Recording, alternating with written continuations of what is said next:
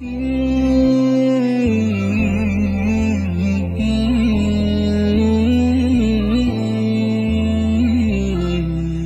الله الرحمن الرحيم. الحمد لله والصلاة والسلام على رسول الله. اللهم علمنا ما ينفعنا وانفعنا بما علمتنا وزدنا علما وفهما في الدين. لمختصر فقه منهجي جيجبنا بابتي نكاح دا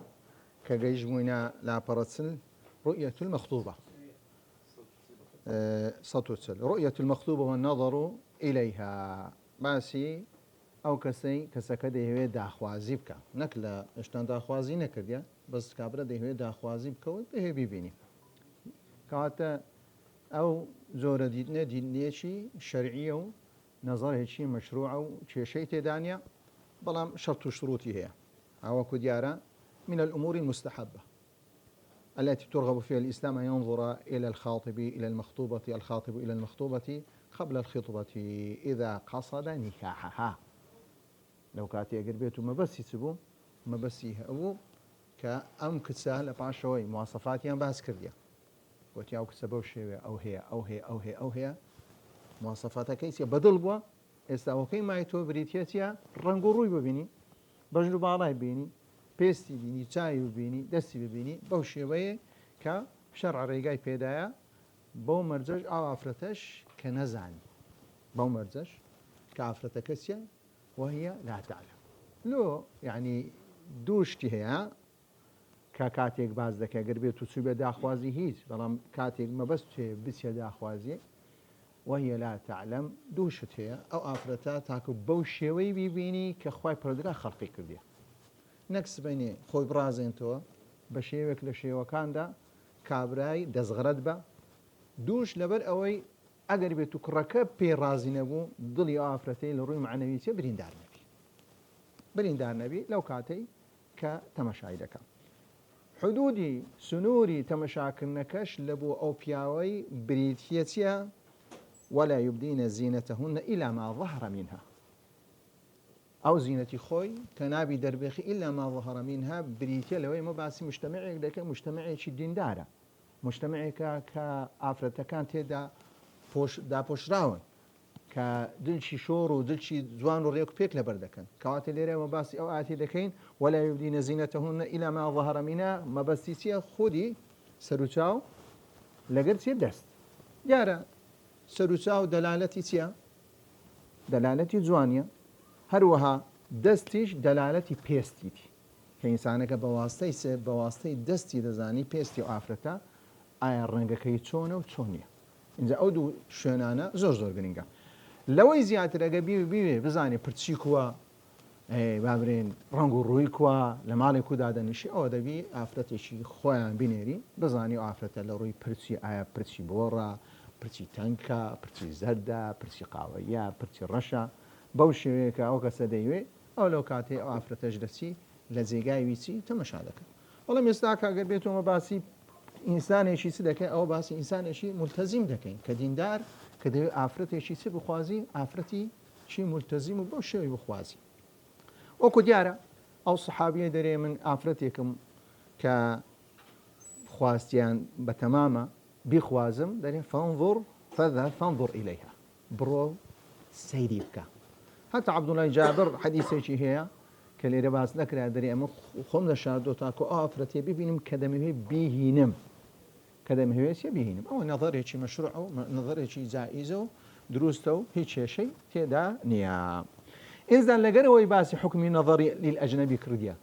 كباسي نظري شي شرعي كرديا او نظري كدروستا متى مشاكس شي اجنبي بكي بياك ديت مشا عفرتك كهرسنا عفرتك اجنبيه بلان بنيتي وهي عفرتي بيني لو كاتيتيا لبوي درسته قريمة أو كرا أو كسي بدلبو لو كاتيك بيوستك كتكش بهمان شيء بيوستك شيء بيني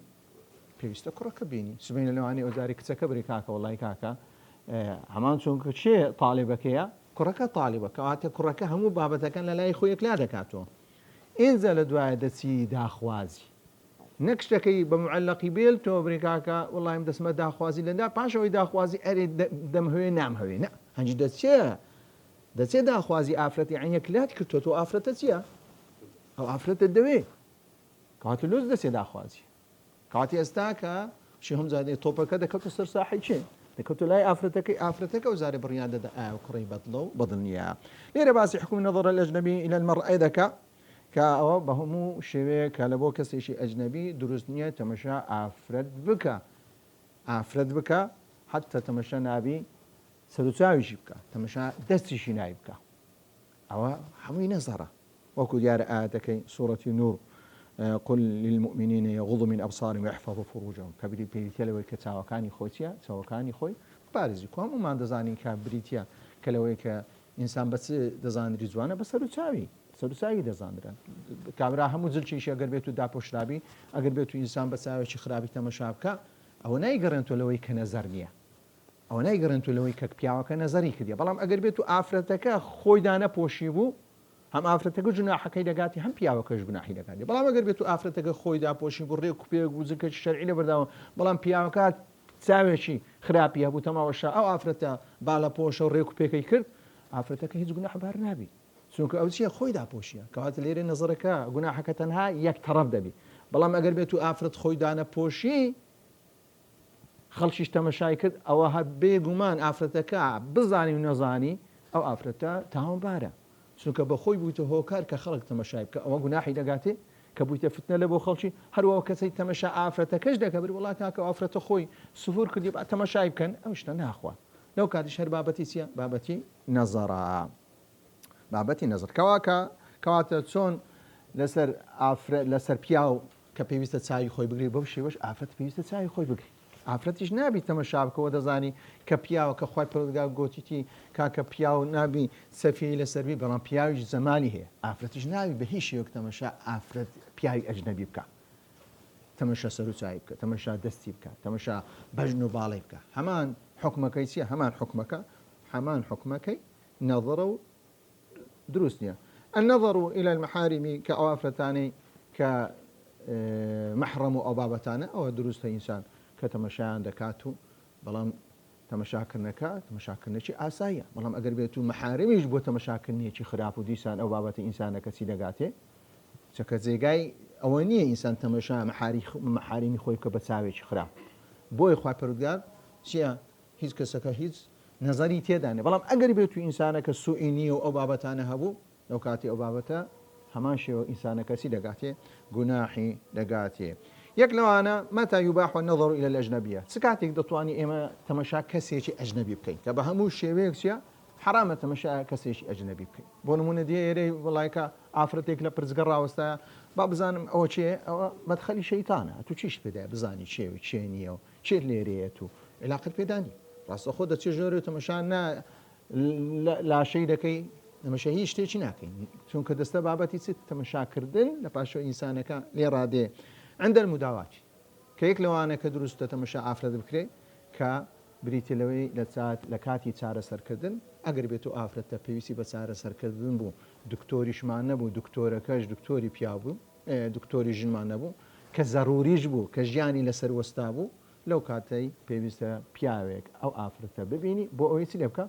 بۆ ئەوەی چارەسەری بکە ئینجا بە پێی ضرورەتەکە گۆڕانکاری چیە گۆڕانکاری بەسەردێ وەکو دیارە پێغەمبەر صلى الله عليه وسلم كأم سلمة استأذنت رسول الله صلى الله عليه وسلم في الحجامة فأمر النبي صلى الله عليه وسلم طيبة أن يحجمها كحجامي كردي حجامش كأجر بيتو كتابي كواتا بريتيا چند دريديتيا إذا سري كربي أو شوێنانەی کرد با برێندە موساوی کردبی کە حیجامەکە بڕ حیجامی کردێ لە بۆچێ لە بۆ خێزانێک لە خێزانەکانی پێغەمبەر صلی الله عليه وسلم کەس نەبووە کەواتە لێرە ئەو حکمەی لێ وەردەگری هەروە ما جعل عليكم في الدين من حرج کە لە دینی ئیسلامدا ئەوەکەی کە ئەستەم دروست دەکات مەشەقەی دروست دەکات لای بردیە ونمونە کەسێک کە نخۆشە هیچ دکتۆرێکی ئافرەتمان نییە نەشتەرگەریەکی چاک کە لە بابەتێکی دیاری کراو لەو کاتەی پێویستە چێ بکە ئەو پیاوە دەیکە و کە هەتا بش بکرێ ئەگە بە خۆشی کرد بە ستافەکانی عەلەقەن ئێستاکە زۆر زارویە ستافەکان کە هیچ پێویست نییە هەموو ستافە لە بابەتی ئافرەتانە هەموو ستافەکە چبی هەموو ستافەکە پیاوبی مخدرمان یان هەندە بابەتی تر هەیە کە نەبوو دەکری بەڵام هەندێک بابەتی لاوەچی هەیە دەتوانێت کەسانی بەردەستینە هەمویان چ بن هەمویان کە ئافرەت بن جگەل لەو دکتۆرەی کە سەرمەشقە و کە عەمەلیاتەکەی دەکات يعني بوني ضرورات كشت تقدر بقدرها قدرك رجلك دبي ديار كري بمطلقني استاك دبينين كابرا إشاعية شي بسيطة يعني سونر شي بسيطة دسي لك بياوي لك عفرة دسي سونري تي لكن بياوي لك ولا دو جانشة هو كي درسته بهيش يوك دروس نية سونر ضروري نية سزور عفرت مان هي كتيا عفرت مان هي سونر ذاك لو أنا بس أقرب بيت الله تبي لخص خاني حكومي يجبري والله كاكا باريش زور مي وقن بسيوي أو بابتانا إنسان دبي خوي باريس عند المعاملة من بيع وشراء كوا بقدر الحاجة تمشى عفرة كيدك كتونك معاملين لقدك كما معاملين لقدك بقدر أون دي تمشى كسرتساو يعني تساو يعني دستي لك لكاتي معاملة كردنك كرين فرجنا عند الشهادة تحملا وأداء كاتي كآفرتك دي لقضاء شهادة دا تبي آفرتك بناسري وآفرتك شيء زنك مثلا شهاديش كبيسي بعدالة وبيسي بناسينا بيسي بناسينا عند التعليم هروا لكاتي تعليم جدا ذكري كبياو تمشى شبكة تمشى خطاب كاني خويبك أو هموي لو كاتي كإنسان كتيبو نيتكي بريتوت تنها سارة سركل نيتكي تنها معاملة بو نيتكي تنها شهادة ورقو نيتكي تنها بريتي بزبو تعلم برا ما قال ما مستاك والله كاكا بتساوي شي خرابي تمشاكر بريم الله كاكا لو من دروسته أخليت لو تدروسه بلام بابو الشيوي كنيتك تسبي نيتك نيتي تعلم بي ككاتي زاني نيتك تقول راي دبي زور إنسان آقاي لخوبي أو نيتكي خويتي ساغو سليم بكاتو لباشا ويدي نسر كالخطبة والخطبة بكسر الخاء وهي الالتماس الخاطب النكاح من جهة المخطوبة كبريت اللوي بكسر الخاء خطبة معنيها لقى خطبة معنيها خطبة بريت اللوي داخوازي خطبة بريت اللوي تاردان بو يدو زورنا خطبة معنيها كداخوازي معنيها داخوازي شي صريح معنيها هروا داخوازي معنيها تعريضا كصريح بين عوتر بون منا راز خو كسك دري دريت عفرت شي والله من حزلك بمدى خوازستان امن اتم بدله اگر ريقاده دين بمدى خوازستان اندري ببراي كسكي ببراي او عفرتي دري باوچي دري او انا همو دلالتي تيا بريتلوي او خطبيه شي تيا خطبيه شي صريحه اوش ك ريقاي بيدرا بلام نابي او عفرتي كدستيا دستي خطبه دك لو عفرتانا بي كحرامه داخوازيام كي يا محرماتك محرمتي مؤبده يا محرماتي مؤقته اقودوانو بهيشي خطبه شي تدا دروسني هرو خطبه تعريضا ببيشي كنايات ورمنا عفرتك مطلقيه كسكش ديناس يبون من دريكاك والله استاتو ما شاء الله جا حيريو سندها كس يعني تمنى أتوبيني أو زورك لويك زورك لتعريض كردن زورك لويك باكينات بيدريك أمن دموي أتوبيني أو زور الشيء إذا كان معتدة من وفاة أو طلاق بائن أقربية الله عددا ولو كاد تعريضا بكادين دوجيغا كذا تواني إنسان براشكاوانا نا بكينايا بآماجة بآفرتي بلي يعني أقاداري بكاتو كفلان كزديه بيهني بشيويشي آماجة بيكر نك بشيويشي صريحي تدابي أوش أقر بيتو عفرتك بياوكي مربون يا عفرتك طلاق درابو طلاقي سبو طلاقي بائن بو طلاقي بائن سي أو طلاقي كعفرتك استاك آزادة تطواني ميرد بكسا شدي بكاتو باشا أقر باين صغرى بتطواني ميرد بياوكي خوي بكاتو يام ميرد بكسا شدي بك أقر باين كبراج و تنها تطواني ميرد بكسا شدي بكاتو وبياوكي خوي ناكاتو كاتلي ركسك بشيء آماجة بيكود درستا وتحرم الخطبة تعريضا كخطبة تعريضا حرام ذكري ما كرت دو زورا خطبة مكاتك باس ما كرت كاوش قطمان زوري دوم تعريضا كلآية سورة بقرة 260 ولا جناح عليكم فيما عرضتم به من خطبة النساء أو أكننتم في أنفسكم علم الله أنكم ستذكرونهن ولكن لا تواعدوهن سرا إلا أن تقولوا قولا معروفا أو قولا معروفا أو بابتيك بشيوك لشيوكان دطواني آماجي بك أو دو حالتا إنسان دطواني داخوازي بك عفرت كقول ما عفرتك كلمحرمات مؤبدة ومؤقتة نبي باشا قلت ما دوميش دابا تعريضا لو دو آفرت درستا آفرتك قربيتو آفرتك بياوكي وفاتي كربي منيا لعدي دابيا أوتي آفرتك الطلاق دابي طلاقك بائن بينون الصغربو يا بائن بينون كبربو لو حالة جدتواني بس داخوازي بلان قلت ما بأماجة بيكردن لحالة كاني تر کە ئێستا کە باز دەکەین کە حالەتی تر نە دەتوانانی ئینسان بە سەراحەت بستە داخوازی ئافرەتێک نە بە شێوەی ئاماژەکردن وەکو چی وەکو ئافرەتێک لە عسمەتی پیاوەچی دیدا ژنی پیاوەچی دیە خۆی پەرودگان کاتی لەو حرمت عەلەیکم ئوماتکم وبەناتکم لە پاشەوە دەرەوە والمحصنات من النساء هەروەها هەر ئافرەتێک ئەگەر بێت و پیاوی هەبوو لە بۆ هیچ پیاوێک نییە بستە داخوازی هەداخوازیەکە دروست نییە هەداخوازیەکە چییە داخوازێکی دروست نییە هەروەها ئەگەر بێت و ئەو ئافرەتانەیە کە محەڕەمن کە باسمان کرد هەروەها مؤبەد و موەقەتیشمان باس کرد هەروەها ئافرەتەی گەر بێت و تەلاق درایە تەلاقەکەی تەلاقی ڕجعی بوو دوو زۆرە تەلاقمان تەلاقی ڕجعی ئەوەیە پیاوەکەی کە تەلاقیدایە دەتوانێت پێش ئەوەی عیدەی تەواوی دەتوانێت بیگەڕێنەوە مافی خۆیتی هێشتان ئەو ئافرەتە چییە ئافرەتی خۆیتی ئەو پێ دێن تەلاقی ڕجعی لە تەلاقی ڕجعی کەس نییە لە بۆ ئەوەی بسی ئافرەتێکە گەر بێت و تەلاق درابوو لە کاتی مافی پیاوەکەی دی لەسەر ئەگەر بێت و بشمری ئەو ئافرەتەیان پیاوەکە بمری میرات لێک دەگرن میرات لێک دەگرن ئەو ئافرەتە هەر ژنی و پیاوی هێشتان یەکلا نەبووی تۆ نەبوو تۆ باین کە کاتێک لە کاتی ڕجعێ بری وڵە کابراک بچی بە ئاماژە برێ دەی جێمەدە ئیشاءڵڵا کوڕە ئافرەتەی ڕێکوپێکی ئیشاءڵڵا کەسێکە دەتینی ئەو ئاماژە پێکردنە هەندانە لە بۆ ئەوەی چییە هەندان لە بۆ ئەوەی مسڕبی لەسەر تەلاقدان ماری کەسێکی کۆر بتووە کاتە لێرە ئەو جۆرە خیطبەیە کە ئیسلام حرامی کردیان و بعولەتهن حق بردین في ذلك إن أرادوا إصلاحا سكا بعولتهن بعد القرآن كاتب بكارهات يعني أو أفرتا استلك بياوكين يا بعد لو كاتب بكار دهندري كبياوك تواناي يعني أو أفرتا جنيو بيايا بلام لروي جنسي لقيك دانينا لو كاتب بيدرين بعد بيدرتي وبعولتهن حق بردين في ذلك إن أرادوا إصلاحا كواتي استاك شهر أو بياوات بعد أو جنيه استاك يك جدان بينوا معنى تصريح معنى تعريض وكوتيا أريد أن أنكحك يعني بري أقرب بيتو كاكا عدك التوابو عد التوابو أتزوجك أو أنا هو دوشان بيدين صريحا إذا صريحيش لهندي كدروس لهندي كاسيا دروس نيا تعريضيش وەکو باسمان کە بەسەر ئافرەتەکە زۆرێکە بەسەر داهر گوتن و جۆرێک مەدحکردن بوو جۆرێک برێکاکە چێ هاوشێوەی تو دەبینی جێمەدە ئینشاءڵڵا پیاوەکی چاکتر و باشترت بە نسیب دەبی ئەو زۆرێکە لە تعریضکردن و کە باز دەکەی الخیطبة على خیطبة شتێک ترمان هەیە کە داخوازی لەسەر داخوازی پرسیارێک بکەم لەنگۆ داخوازی چ زۆرە داخوازێک لەسەر داخوازی حرامە ككاتيك بيغمر صلى الله عليه وسلم دفن لا يخطب الرجل على خطبة أخيه تزور خطبيك بونمنا آي وخطبيك عبريك سويت داخوازي سويت داخوازي دني كاك فلان كسوي داخوازي فلان مالي كسي يعني كسي شريك بيش يعني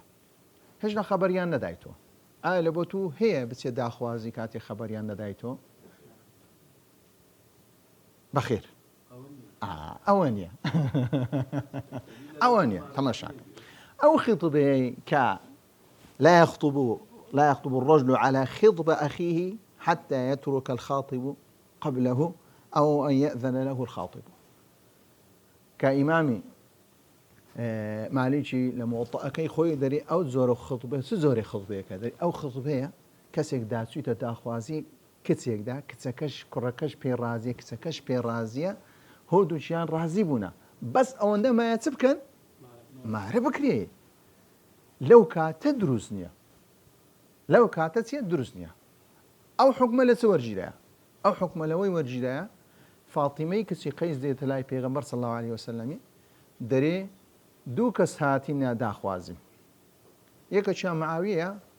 يكشان صحابة شيديا وبيبنا معنا وكي بيغمبر صلى الله عليه وسلم دري صحابة كي تدري داري لسر شاني خناي تخواري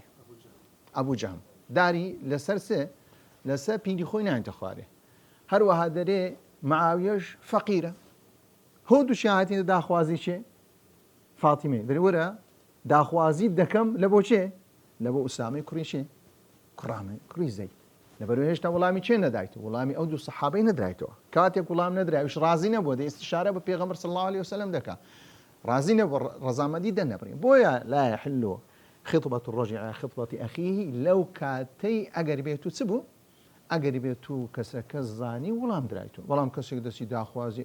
ئەوش دەچی وەڵامی کەسیان نەدایتەوە هیچ کێشەی تێدانە بەڵام لەبەر ئەوەی خەڵکەکەی ئێستاکە وە دەزانی کێشەی تێدا ئێستاکە خەڵک بۆ هەڵەدەوەی داچوە دەزانی هەر کەسێک چۆ داخوازی کچەکی کات لە بۆ تونی نەکاک لەو کاتی ئەگەر بێت و چ بوو ئەگەر بێت و کچەکە ڕازی بوو بۆ کوڕی وەڵامیان دابوونەوە لەو کاتێ نابی کەسەچی بسە داخوازی ئەو کسەی تەواو خلاص ئەو کتە چییە وەکو دەڵێن نیشان کرا ئەگەر نیشان نەکرا بوو نێرە نیشانکردن ئەگەر نیشان نەکرا بوو دروستە کە کەسەکە دەچێت داخوازی ئافرەتی لەوانێ بۆ کوڕی ڕازی نەوی بۆی ڕازی بۆکو دەبینی کە لە یەک حالەتدا فاتیمەی کچی قەیس دوو سەحابە چویتە داخوازی پێغەمبەر صلی الله علیه وسلم ئێکی دیچ لێ دەکا ئێکی دی زیاد دەکە هیچ کێشەی تێدا نیە حكم الاستشارة في الخاطب أو المخطوبة كراويش كردن بوي وكتبينين همان شيء أبو جهمة كليرة هاتيا فلا يضع عصاه على عاتقه كاستشارة كردن بوي كاستشارة بيدا كان لبو أوي لسر أساسي علم قصبك لسر أساسي أو قصبك كسكيد ناسي أقربية النت ناسي هيس رأي مدى تنها لسر قمان سيا لسر قمان راويش مدى تبي لسر أساسي سبي لسر أساسي أو بي أو كسي بناسي سي آفرتك كسي استشارة بيدك عاشا لبو آفرتك سي كسي استشارة بيدك لبو كركي كقب كرك ناسي أهلا وسهلا بزواني بيدري بابرين خالة إزابية كانش دري خالة سلبية كانش دري بلام أقل بي لناو دري خود أقل ناو دري خود شد بي زارو إنسان فين لخوي دكا زارو مبست ويشتك النبي إنزا يكم زار مدحي دكا لدوايا بشيويق لشي وكانسا وزمي دكا لواني والصفتي تدايا بلام وايلي دكا كابريها كتسيلي بكا كابريها كلا بالصفتي تنقزكا نيداتا شي نيداتا أو قرأي دبي إنسان لو بابتي چونکە کەسێک ئەگەر بێت و ڕاوێژی بکرا کەسێکی ئەمینە دەبی وەکو چۆن شتەکە بەو شێوەی پێی بڵێ زیاد و کەمی نەرێ ئەگۆتی کاکە شەهادەی چی تەواو کردێت تەنها بازی شەهادەکەی بکە نە کاتێک باسی شەهادەی دەکا وەڵڵا هەتوو بێ تەفسیلی لۆ باس بکەی لە سەفی شەش ئەو هەبوو کاتێک چۆ کولی ئەو هەبوو وەڵای کاکە ماژسێری ئەو هەینا دکتۆرە ئەو هەیە و ئەو هەندە تووشە کێشە بوو ئەو هۆی بەسەر هات ئەو هەموو تەفسیلەی ناوێت کاکە پرسیارێکی بچووکی کردیە بەقەدەر پرسیارەکە چییە؟ بەقەدەر پرسیارەکە وەڵام دۆ لە مەسەلەی ڕاوێژکردن لە کاتی کەسێک ڕاوێژت پێ دەکا کە کوڕێکی چاک چوویتە داخوازی یان دەچی داخوازی کچێک بەقەدەر ئەوەندەی وەڵام بدەوە کە پرسیاری لێکرد لەوەی زیاتر دەبتە غەیبەت لەوەی زیاتر دەبتە چێ؟ دەبتە غەیبەت کابرا ئیستیشاری بەچی لێ کردی ئەگەر بێت و سبەینێ داوای نەکرد مکەسەراتی برەی خۆت کڕ کە پێویست ناکە بیری کاکە ئەگەر بێت و کەسێکی زۆر نزیک نەبووە بابەتە چی دیە؟ ئەنیا بەڵام ئەگەر بێت و کەسەکە تەنها داوای ئیزابیاتی کە تەنها داوای ئیزاباتێکە گوتی کاکە لە ڕووی ئەخلاق چۆنە ئەرێ کاکە کەسەکی سەخیە یان ڕەزیلە لەو کاتێک تو پێویستە تەداخوری برێ کاکە وڵڵاهی کاکە سەفەر لەگەر کردیە سەفەر لەگەر نەکردیە دەیناسی نایناسی چۆن دەزانێت و ڕەزیلی دەبی لەسەر ئەساسی علم بی نەک لەسەر ئەساسی تەسەوڕ بی ستا من زۆری لێرە لەگەریان هەڵسوکەوت دەگەم ئێستا برێ کاکە مامۆستا سەلیم چۆنە لە ڕووی سەخاوەتەوەی نازانم یعنی خۆ عیبی تێدا نییە یعنی دەشی ناسم بەڵام ئەگەر بێت و کاکە برێن لە ڕووی ئەخلاق درێن وڵای کاکە لە ڕووی ئەخلاق دەرەجەیەکە بەڵام لە هەندێک بابەتی زۆر جزئی ناتوانانی ئەتوو بڕیار بدەیت ئیلا دەبیت لەگەر کردی مامەڵەیەکی مالیت لەگەر کردی مامەڵەیەکی مالیت لەگەر کردی بەقەدەر ئەوەندەی باز دەکەی کە ئەو داوای لێ کردی بەقەدەر ئەوەندەی باز دەکەی کە ئەو داوای لێ کردی باشە زیاتر ناسی تەفسیلی نادێت و تەفسیل دروست نییە نەخێرت وە ناری کابرەتەی بەخۆ پرسی هەتوو دەرێ دەبی برێکاکە دەبی هەندێک بابەتێ دەبی ئینسان کاتێک دەبی خۆی ئەو شتانەکە بپرسی کابرا دەپرسی لە ڕووی کاکە ئەخلاقی کووە کاکە زمانی پاکە جنێ و دەدایان جنێ دەدای عەسەبییان عەسەبی تو بەپێی ئەو شتەی جواب دەی ڕەزیلە یان سەخیە بەپێی ئەو شتەی جواب دەی بەڵام تو بێی تەفسیلی ئەوەی بابچکەی گریمان کابرا چوویتە داخوازی پێنج ئافرەتی شنیان دایتی برە وڵای کاکە دەزانی چیە بە ئەوش پێ برێم قەیناکە ئەمانەتیشە بەس قەیناکە پێ دەرێم وڵات چوویتە داخوازی پێنج ئافرەتی نەیان دایتی کابرا لێرە چ لێ دێ لێرە دەپرسێت و ئەو بابەتە ناوی باسکەی ئەو بابەتە چییە؟ پێویست ناکەزیە باسی ئەوەندەی دەکەی کە کەسەکە چیە ڕاوێژت پێ دەکە کە ڕاوێژی کە بەقەدر ئەوەی جواب دەدە بەقەدری زیاتر دەستە بابەتی غیبەت و دروست نییە. هەروەها یەک لەو شتانە کە لە بۆ وەلی دروستە کە کچەکانی خۆی یان خوشکەکەی خۆی عەرضی کەسێکی صالح بکە کەەوە سونەتە کە وەکو دەبینین کە قسەی چێە قسەی چێ و چێمانەیە قالت إحداهما يا أبتي آخرەکەی چیە موسا و چێ شوعیب کە بە هەمان شێوە کە یەکێک لە کچەکانی دەداتێ و بە هەمان شێوە ئەو بابەتە چییە بابەتی سنت بین لەوەی کچەکانی شێداتێ لەسەر ئیشیشی دادەنێ ئیشی لۆ دەبین تۆ لە پاشەوەی دەکاتە شوان لەو کاتی شوانی مهم بووە کاکەەوە حساب کە کۆمپانیە کرد لە بەدەستیدانەیە وەرە کاکە بە صاحب کۆمپانی ئەو قسەشی دەدەمێت کەەوە دروستە ئینسانە هەوکەگەر بێت و ئینسانێکی چاک و ئینسانێکی ڕێکوپێک کە زانیت ئەو کەسە ئەو شتەی لەبەر چاو دەبی نەک سبەینێ زانیت ئەو کەسە ئەو شتەی ئیستیغلال دەکەن زۆر جاروێ هەندێک حالەت هەیە لە ناو خەڵک ڕوویدایە کە ئافرەتێک گەنجێک خوشکەکەی خۆی پێشکەش بە برادەرەکەی خۆی کردی ئاخرەکەی پیاوەکە زۆر لەگەری خراپبووە هەردەم بە چاوی دایتەوە ئەگەر بێت و براد نەبەمەتم لە چێن دەردەهین دەبینی دەبی بزانی ئای ئەو کەسە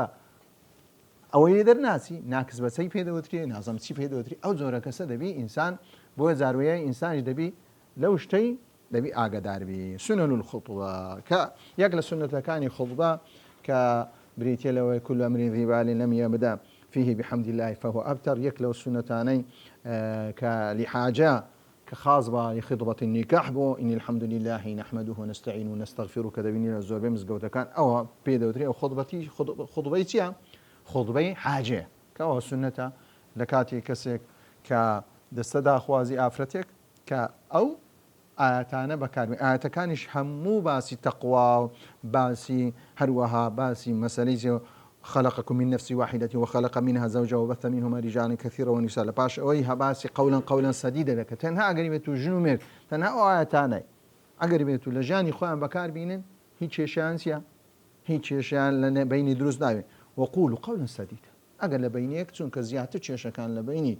بياو جن دروس دبي نمالينسيا بريتيا لسرسيا لسر قسيه قولك قولي سديدني يصلح لكم أعمالكم ويغفر لكم ذنوبكم ومن يطع الله ورسوله فقد فاز فوزا عظيما. حكم الخلوة بالمخطوبة واختلاط بها قبل العقد آية قربيتو گەنجێک ئافرەتێکی دەستنیشان کرد و ڕازی بوون و بەس کاتیچیان دانایە کاتی مارەکردنیان دانایە و هێشتا مارە نەکرا دەکرێت ئەو کوڕە بچی لەگەری دائنیشی و بەتەنیا و ئیدی سوالفان بجێرتەوە نەخێت دروست نییە نەخێت چییە بە هیچ شێوەیەک دروست نییە تەنها ئافرەتە دەستنیشان کرایە خطبە بریتە وعد خطبە بریتە چێ خطبە بریتە وعد ئەوانە پەیمانیاندایە کە ئەم کچەی بدەنە چێ ئەو کوڕە لە فلان ڕۆژی ماری دەکەن هیچ شتێکی لێ دروست نابێت سبەی ئەگەر بێت و کوڕە پەشێمان بووە ئەو کچە پەشێمان بووە هیچ بابەتبوونێک دروست دەکەن لەسەر هیچ لایەک هیچ دروست ناکە تەنها کاکە پەشێمان بووینەوە وعدەک بوو کاکە وعدەکە کاکە پەشێمان بووین سەدان جار ئەو شتە چییە شتە ڕوویدایە هەم لە لای کوڕەکەش ڕوویدایە هەم لە لای کچەکەش ڕوویدایە کەواتە کە خولوە بە هیچ شێوەیەک دروست نییە چونکە شەیتان بەڕاستی لە بینیانە ئەوانە دوو گەنجن هەروەها حرامیشە بە هیچ شێوەیەک دروست نییە. ئێستا دەینە ئەرکانی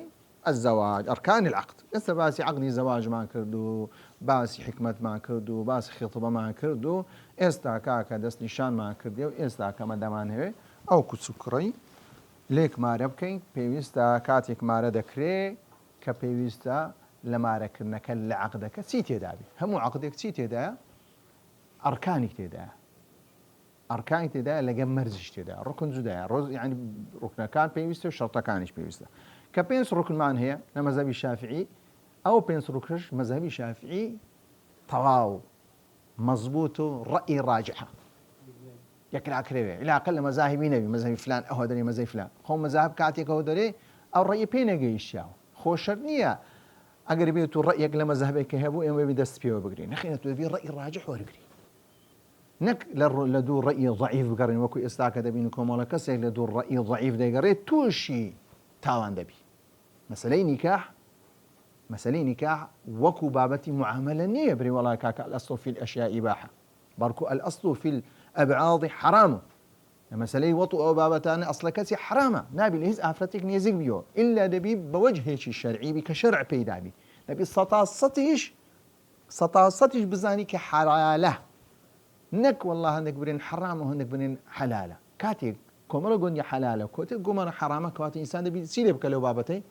لي دور كوتو نك ودواي شهوتي خوي بكبي أو بابتي استاك دبيني كومرا كسيك وكومرا مسلماني توشي أو داوي بوا الصيغة والزوجة والزوج والولي وشاهده كات أو بينس شتا دبي لنا عقد الزواج دبي هل عقدك أو بين شتيتي لنا عقدك باطلة سي عقدك سيا عقد باطلة إنزا ككاتك عقدك كرا كابرة توشي زينة بوا أما دو حكم ددي حكمة الدنيا من هي حكمة قيامتي من هي هندي زادين كاكا لبرئوي عقدك عقدك فاسدة نيان زانية درين زواجك باطلة هروها عقدك شحال دوشيتو بلام أو كابريش حد زينة اللي درناكي مفهومة بروي بعقد كرديتيان بشبهة كرديتيان لو أنا وليتي دانبي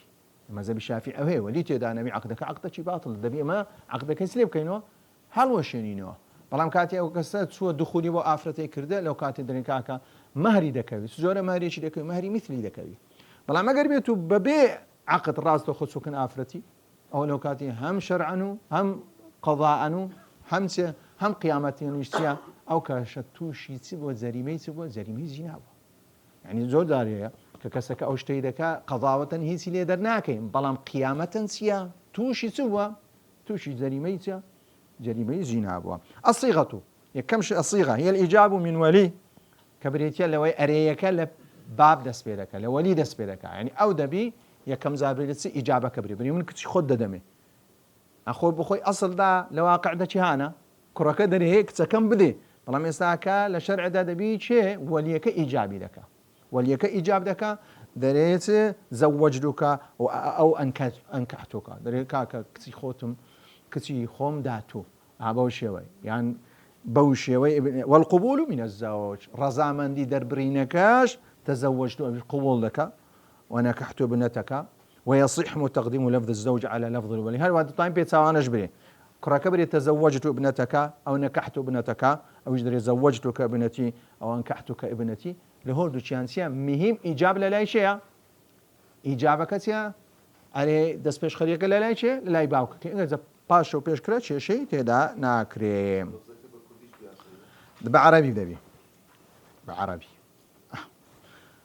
لفظ تزويج أنا دي بعربي والحكمة في تشريع الصيغة قلت ما الصيغة كده دبي تزويج نكاح لما زبي الشافعي بوشيبه بدري كاكا كتشي خوم كردا أقربته لفظة كان كتشي من بابا زوجتي تو يعني دبي لفظي زوجتي داري يعني دبي لفظي زوجتي داري أو خو هندا وشك جرانية خو هندك خو وشكان دو وشيو هموي تن كلمة كو يعني اشتشوي تدانية باشا الحكمة في تشريع الصيغة باشا حكمة سيا لعقد الزواج صيغة داندرا دريكاك لبرئوي مسألين نيت چندرا دلا اي كاتيك دلا امش نازانين او كر رازية او كسر رازية بوي بيويسي بسيا بيويسي بدربرين او دربرينا دمان قيتا او هيك او دو كروكتاتيا رازين بيكتر باشا شروط الصيغة آية صيغة بمطلقي لا شروط يتدا كاتي أول شيء دبري وشكان دبي وشيء طاب أن تكون بلفظ التزويج أو الإنكاح يعني دبي وكتير وما يشتق منهما هرشتك لا اشتقاق ذاك مثلا تزويج إنكاح بون زوجتك وأنكحتك وقبلت تزويجها أو قبلت نكاحها أقبلت ألف زانا بكار هنا هر شيء كردي هر شيء أو بروسين زامدا شيء تدانيا أو إجلو لفظانا أو دو لفظة بمرزان درايا لبروي للقرآن ده أو دو شيا أو دو فانكحوا ما طاب لكم فلما قضى زيد مطرا زوجناكها بهما الشيء بلي دو زاراوي دو مصطلحي قرآني وكواتا أو دو مصطلحة لما زبيدي كناية دخوا بلام لما زبي شافعي إلا مذهب صريحانة دخوا أو صريحانة بيويسي بنيتنيا بيويسي تيا بنيتنيا بلام هندي لفظي كنايات مان هي أو لفظي كناية بو بيويسي بسيا بيويسي بنيتا.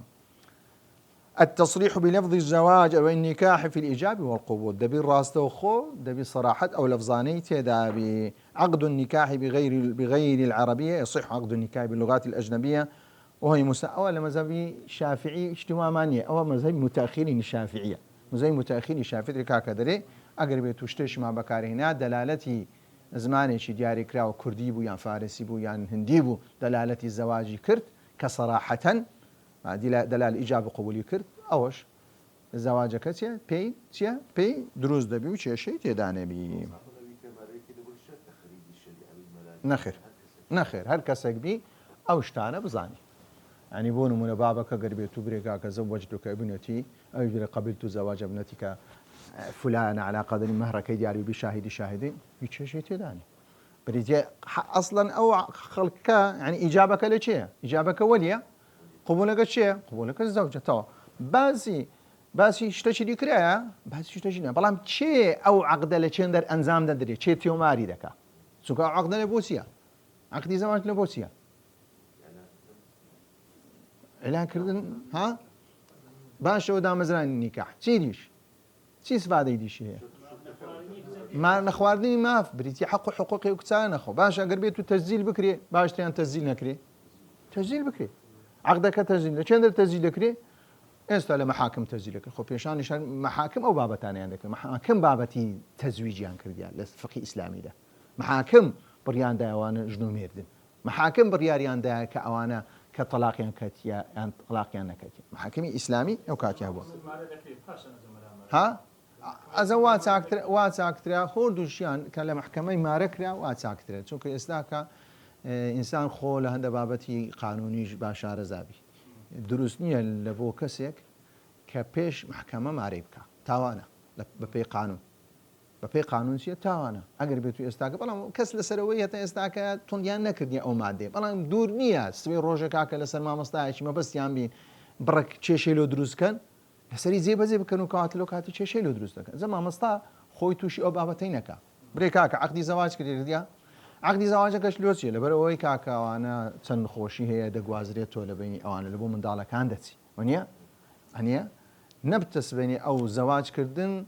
يعني زارويه بارغراني دروز دك لبو عائليك دا كدبينين او دو كسانا دنا خوينا كاني هودو بونمونا نخوشي جان هي نخوشي غواس نوان هي اگر بيتو كسل اگر كسا چي ديبكا لو اندروز نابي من دالك بلا اگر بيتو دوكس وكو يغبن همان هلغري همان بوهيليان كروموسوم بن او كسلواني توشي سبي توشي او نخوشه بي بو بابتا ما مصي اني دبي لو بابتا زور سبي زور حريز بي كلا باش لا باش تسجيل كردن لا باش محكمه تسجيلي لك كا انزا تيا انزا ما مصي كاش لبوتيا لبو ما عربكا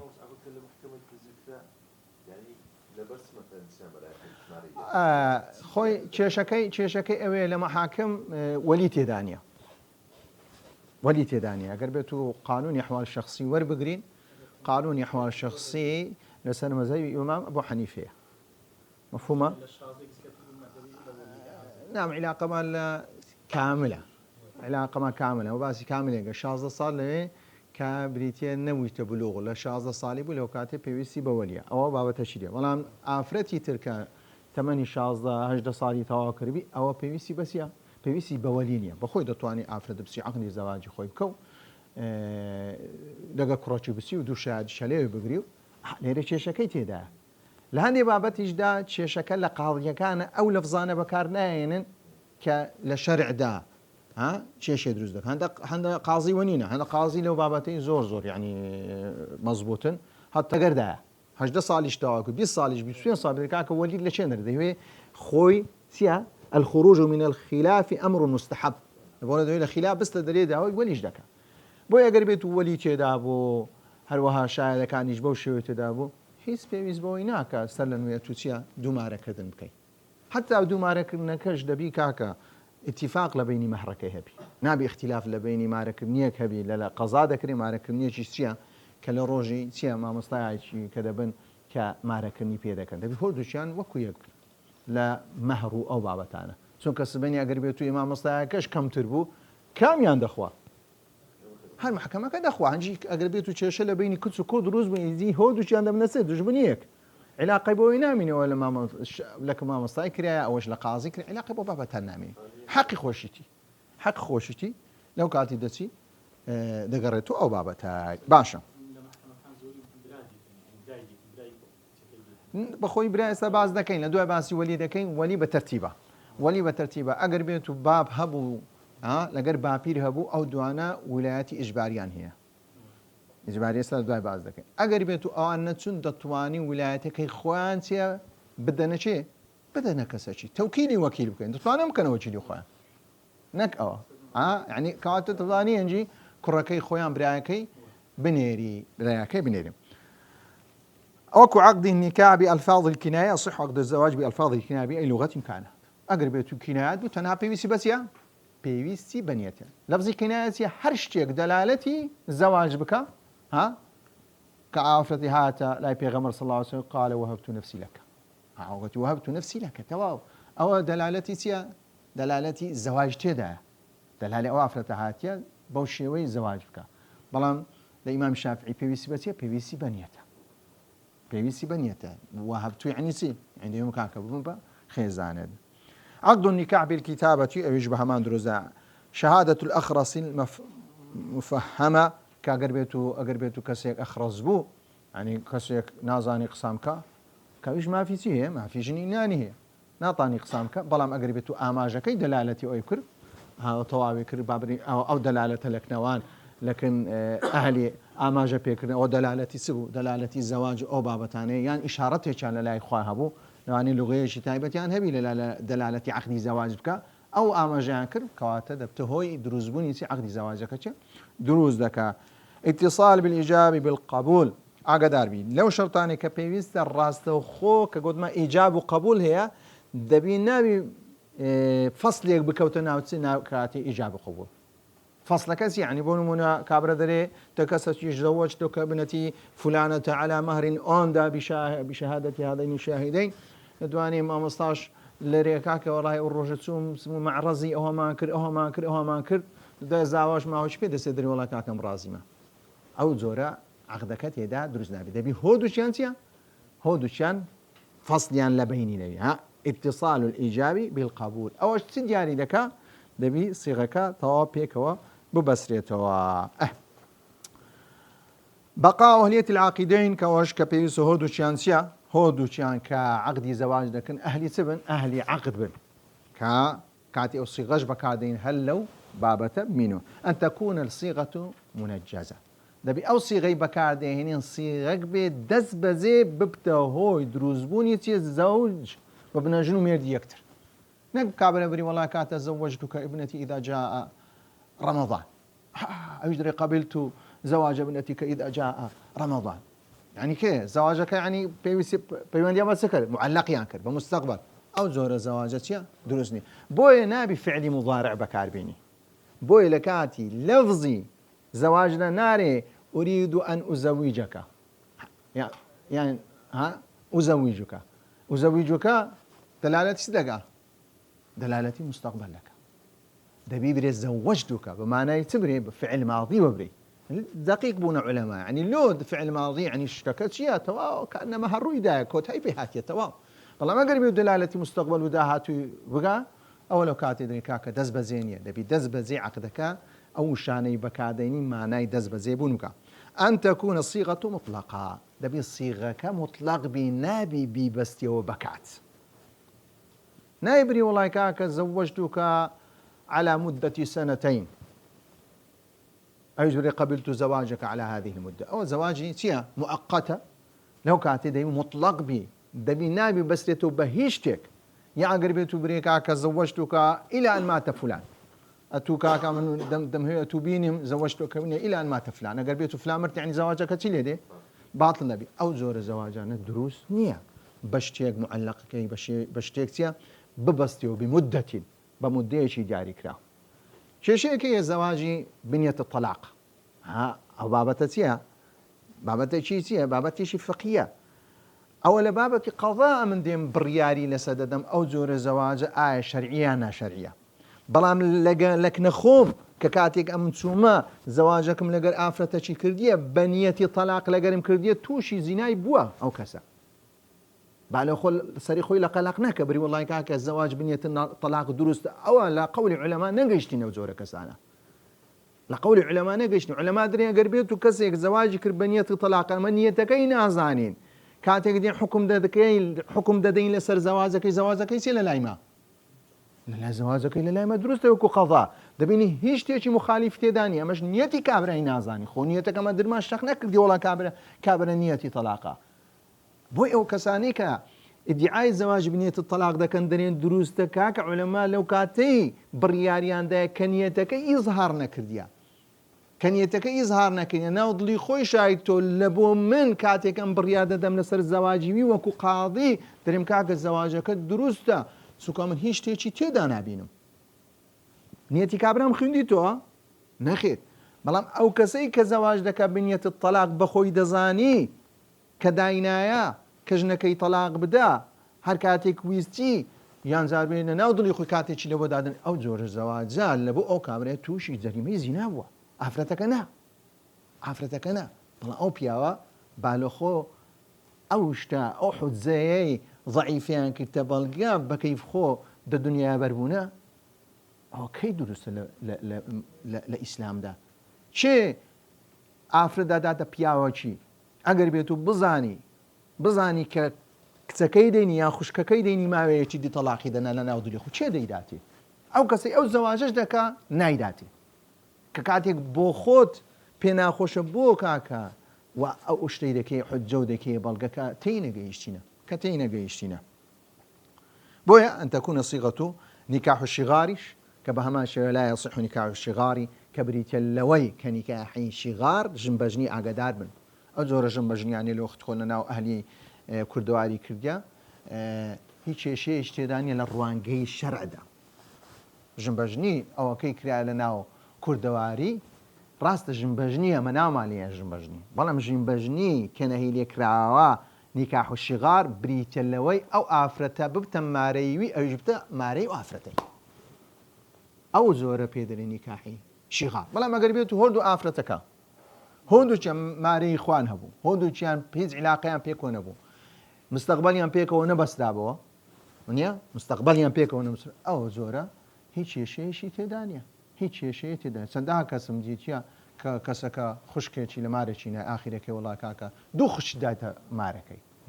چ عیلاقە بە نیکاحی شغار نییە خۆ ژنبەژنی نییە ئەو ڕێککەوت بەڵام ئەگەر بێت و واش ڕێککەوت دوو کەس لە وەختخواوە ڕێککەوت ببوون ئەگەر بێت و بەو نیەتی ئێمەستا بڕین کاکە کەواتە برین کاکە بەڵام